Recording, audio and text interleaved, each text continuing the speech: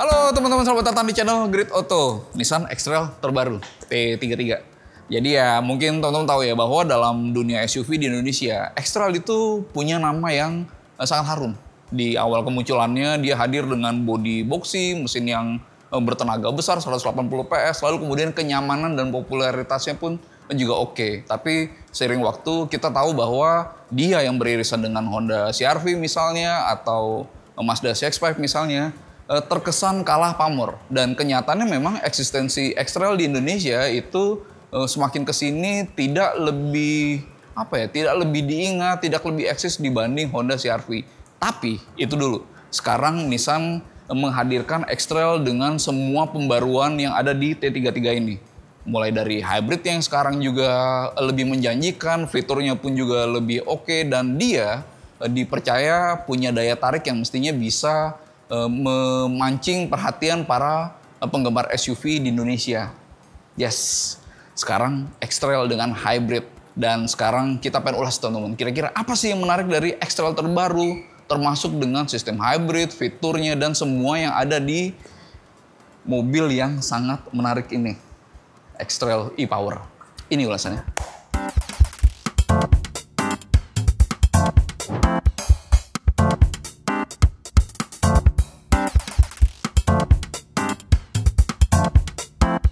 Yes, teman-teman, ini adalah X-Trail dengan kode bodi T33 seperti yang tadi saya sebut ya. Secara looks memang dia masih ada ciri khas dari X-Trail generasi sebelumnya. Tapi kalau dilihat secara utuh teman-teman, ya dia adalah full model change yang memberikan sosok sepenuhnya baru dari sebuah X-Trail. Jadi kalau teman-teman mendapatkan feel dari wah ini mobil yang benar-benar baru gitu, dapat banget di X-Trail ini. Dan ada beberapa yang perlu saya highlight teman-teman. Jadi ini secara desain kelihatan ya, fasianya ini dengan grill V-Motion khas Nissan dengan bahasa desain V-Motion. Lalu ini teman-teman, ini dengan air curtain. Jadi untuk menyalurkan udara yang kemudian berdampak positif pada aerodinamika. Dan terkait aerodinamika, ini pun juga ada active grill shutter nih. Di kecepatan tertentu dia akan menutup yang pada akhirnya juga bisa memberikan aerodinamika yang baik gitu. Ini mobil lumayan canggih sebenarnya karena dia termasuk memberikan concern lebih soal aerodinamika. Yes. Kita lanjut ke samping. By the way, chrome seperti biasa itu adalah rumus yang kerap digunakan oleh banyak pabrikan untuk memberikan kesan mewah, dan itu juga terjadi sama X-Trail ini. Samping teman-teman, chrome, dan ini e-Power itu merupakan sistem hybrid khasnya Nissan. Dia beda dengan misalnya yang ada di Honda atau di Toyota atau di Hyundai. Ini serial hybrid, jadi keberadaan mesin bakar itu bertugas untuk mengisi baterai yang pada akhirnya menggerakkan motor listrik dalam melajukan mobil. Jadi kita bisa bilang secara sederhana bahwa e-Power itu mobil listrik tapi dengan pengisian baterai yang melekat di mobilnya tanpa perlu sumber eksternal gitu. Nah, di bagian belakang teman-teman ada tulisan e-Power dan ada tulisan e-Force. Nah, sistem e-Force itu yang bagi saya menjadi value X-Trail berikutnya. Selain sistem hybrid e-Power, e-Force itu adalah sistem penggerak all-wheel drive 4 roda yang ini unik nih di Indonesia, di kelasnya cuma dia satu-satunya. Sekarang kita ulas seperti apa bagian mesinnya. Yes teman-teman, jadi ini adalah engine bay sudah terlihat ya, dan kalau secara format masih seperti yang dulu bahwa mesin bakar itu ditaruh di depan. Tapi sebenarnya sistem tenaga X-Trail bukan ini teman-teman, karena mesin ini seperti yang tadi saya sebutkan, tugas utamanya dan satu-satunya adalah mengisi baterai gitu. Lalu kalau ditanya emang motor listriknya seberapa perkasa sih? Saya sebutin dulu teman-teman. Pertama, dia punya 2 motor listrik, dia all wheel drive. Satu motor listrik untuk poros depan dan satu untuk di belakang. Tenaganya teman-teman, yang di depan itu dapat 203 PS, sementara yang belakang itu dapat 135 PS. Torsinya yang gila itu torsinya. Yang depan dapat 330 Newton meter, sementara yang belakang tuh dapat 195 Newton meter. Artinya kalau ditanya apakah dia bisa melaju dengan cekatan, sangat bisa mestinya. Karena Nissan mengklaim bahwa X-Trail e-Force dengan e-Power bisa berjalan atau berlari 0 sampai 100 dalam 7,2 detik. Itu jelas figur yang sangat pantas disebut kencang kalau sesuai klaim. Nanti kita tes ya. Tapi intinya adalah dia dibanding apa misalnya kayak Honda CR-V yang hybrid atau Hyundai Tucson yang hybrid, dia satu-satunya yang menggunakan all-wheel drive. Kita bisa membayangkan betapa fitrahnya sebagai SUV itu akan pas dengan sistem penggerak semua roda gitu. Lalu kemudian mesinnya itu mengisi baterai yang kapasitasnya 1,8 kWh. Ya, saya sudah coba teman-teman Nissan Kicks e-Power atau Serena e-Power dan memang enak seperti mobil listrik dengan torsi yang instan gitu ya. Tapi enaknya dia nggak perlu repot untuk nyari colokan karena pengisi baterainya sudah ada di sini.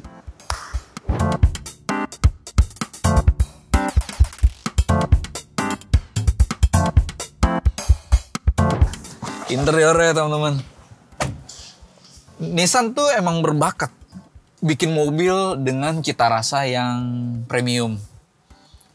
Dan ini terjadi juga di X-Trail. Kelihatan bentuknya meskipun subjektif ya, tapi saya suka dengan bentuknya, desain dashboardnya. Lalu kemudian bahkan joknya pun juga enak nih. Materialnya, aromanya kecium itu enak. Dan ini di tengah dashboard ini floating teman-teman. Jadi ada ruang di bawah untuk menyimpan yang agak besar barangnya. Misalnya tas gitu ya. Clutch. Gitu. Asik ya. Dipilih warna hitam untuk pembungkus jok dan trim pintu. Dan buat saya itu pas dengan cita rasa elegan. Oke. Di luar dari soal desain, saya bisa highlight soal fiturnya teman-teman. Menurut saya ini bagus.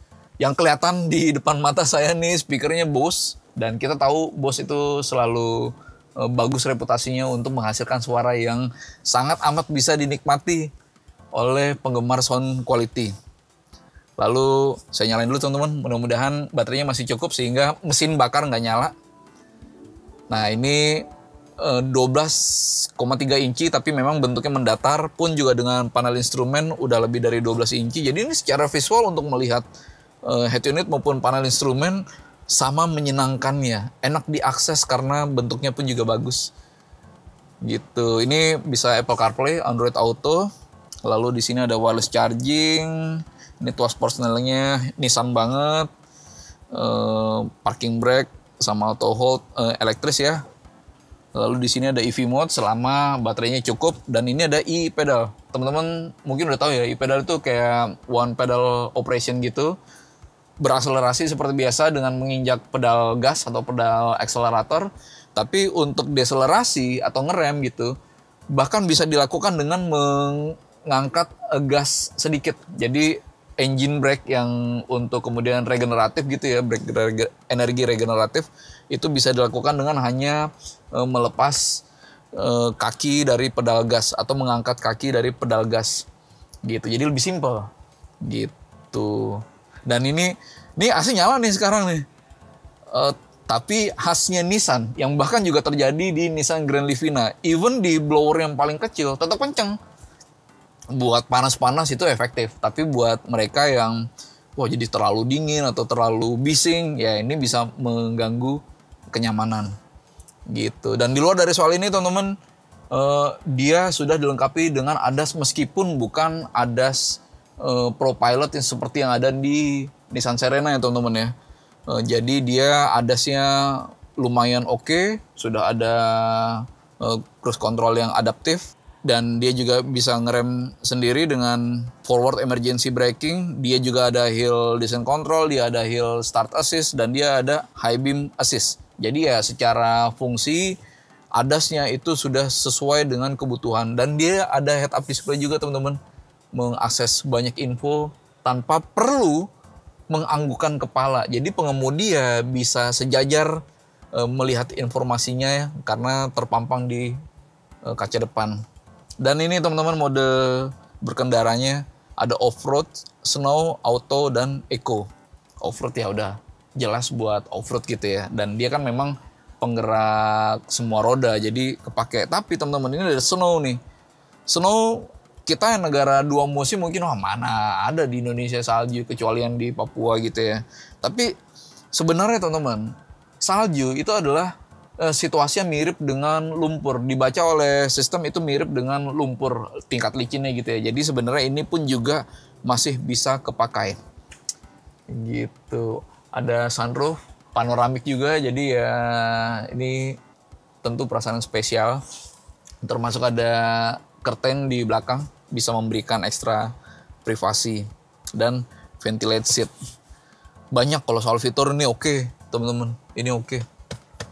Mantul.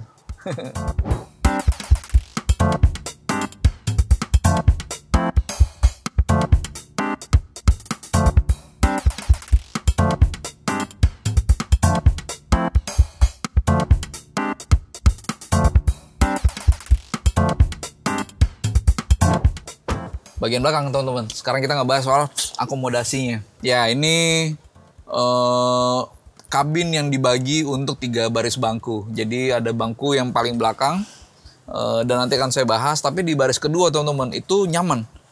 Dia ini yang paling mundur, dia reclining. Oh sorry, masih bisa lebih mundur teman-teman. Ini saya tunjukin. Sudah lebih dari 15 jari. Sementara kalau yang paling maju, udah nempel ya. Ya ini nggak manusiawi ya.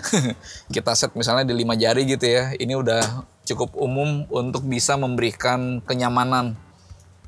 Dan ketika bangku baris kedua di set 5 jari, yang belakang ternyata juga terbatas. Jadi saya pengen bilang bahwa untuk akomodasi ini memang optimalnya untuk 2 baris bangku. Untuk penumpang baris kedua masih oke. Penumpang dewasa, tapi kalau udah baris yang ketiga sebaiknya diisi anak kecil atau mungkin penumpang yang nggak terlalu tinggi ya gitu. Tapi saya suka dengan pelipatan bangkunya, ini bisa lantai rata jadi bisa mengakomodir barang yang misalnya panjang atau besar gitu ya. Dan itu skenario yang sangat mungkin kalau misalnya kita ke hypermarket gitu beli lemari gitu misalnya.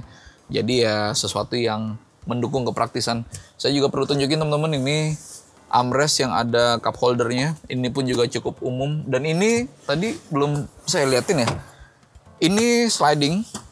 Dan sandarannya itu reclining. Jadi bisa ditegak. Tegak banget nih. Dan bisa direbahkan. Ya.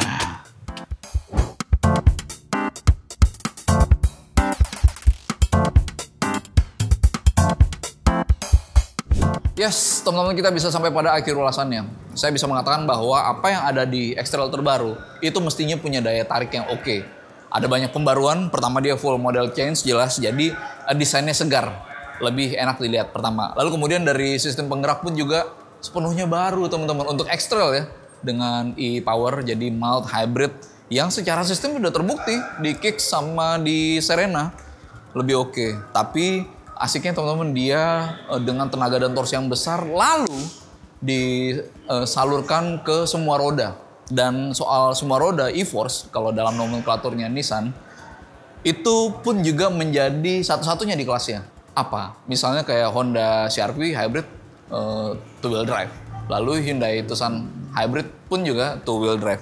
Jadi dia satu-satunya nih dan pas dengan jati dirinya sebagai SUV yang mesti bisa menghadapi medan yang lebih beragam dan itu lebih mudah di-tackle dengan all-wheel drive gitu. Lalu secara fitur pun juga oke. Kenyamanan, keasikan berkendara misalnya mendengar musik yang oke atau koneksi Apple CarPlay, Android Auto juga dengan sunroof panoramik misalnya gitu oke. Pun juga dengan ADAS teman-teman. Ya meskipun dia bukan Pro Pilot seperti yang ada di Serena tapi sudah cukup lengkap. Jadi secara fasilitas sudah cukup oke. Gitu. Tinggal pertanyaannya ini akan di harga berapa sih kira-kira? Sampai video ini dibuat belum ada keterangan resmi mengenai harga Nissan X-Trail. Karena kita pun juga paham kalau untuk ngeset harga, merumuskan sebuah harga itu butuh masukan dari banyak banyak hal, termasuk dari masukan dari dealer di seluruh Indonesia mungkin. Tapi kita bisa mengukur, jadi Nissan X-Trail yang ada sekarang VL itu di 576 juta. Jadi nggak mungkin bisa lebih murah dari itu. Jadi lebih mahal dari 576 juta. Yang bisa kita harapkan adalah dia jangan terlalu tinggi harganya. Karena CR-V itu di 800 jutaan. Lalu kemudian Hyundai Tucson yang hybrid juga ya, itu di 700 jutaan seingat saya. Jadi kalau misalnya bisa di set harga secara kompetitif, maka yaitu kans berikutnya bagi Nissan X-Trail untuk menarik perhatian penggemar SUV di Indonesia. Gitu teman-teman. Menurut teman-teman gimana? Terutama teman-teman yang suka sama X-Trail ya. Gimana perasaannya ngelihat X-Trail terbaru dengan hybrid, dengan all-wheel drive, dan dengan tampang seperti ini? Tulis di kolom komentar ya. Gitu. Mungkin itu teman-teman dari kita. Terima kasih sudah menonton dan sampai ketemu di video Grid Auto berikutnya. Terima kasih.